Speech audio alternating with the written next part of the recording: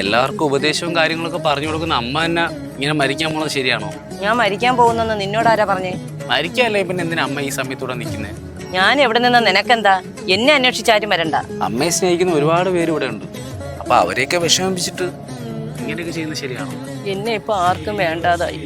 അതല്ലേ ഞാൻ ഇവിടെ ഇപ്പൊ ഒറ്റയ്ക്കായി നിൽക്കുന്നത്. ഒറ്റയ്ക്കായെന്ന് ആരാ പറഞ്ഞ്? അമ്മ ആരാധിക്കുന്ന മഹാദേവ എപ്പോഴും കൂടെ ഉണ്ടല്ലോ. മഹാദേവൻ പോലും ഇപ്പൊ എന്റെ കൂടെ ഇല്ല.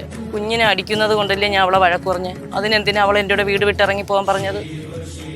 അങ്ങനെയാണെങ്കിൽ ഞാൻ മഹാദേവനോട് പറഞ്ഞു ആ കുട്ടിക്ക് എന്തെങ്കിലും ഒരു ആപത്ത് വരുത്തിക്കട്ടെ. അങ്ങനെയൊന്നും പറയല്ലേ മോനെ. അവളെന്റെ മരുമകളാണെങ്കിലും എനിക്ക് എന്റെ സ്വന്തം മകളെ പോലെയാണ്. മഹാദേവ ഇനി അമ്മയെ പരീക്ഷിച്ചാതിരിക്കൂ.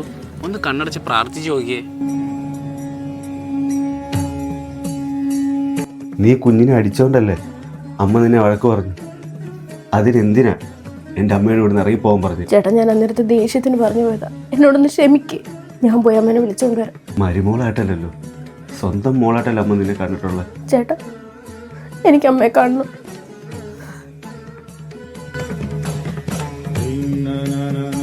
ഇപ്പൊ മനസ്സിലായില്ലേ അമ്മ എല്ലാവരും തോന്നലായിരുന്നു എന്ന്? ഇനി വീട്ടിൽ പോയി സന്തോഷമായിട്ട് എല്ലാവരോടും ഇരിക്കും കേട്ടോ.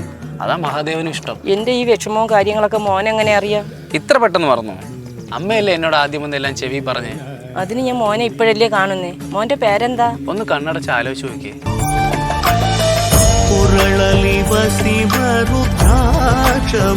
ಧರಿಸಿದ ಪರಮ ವೈಷ್ಣವನು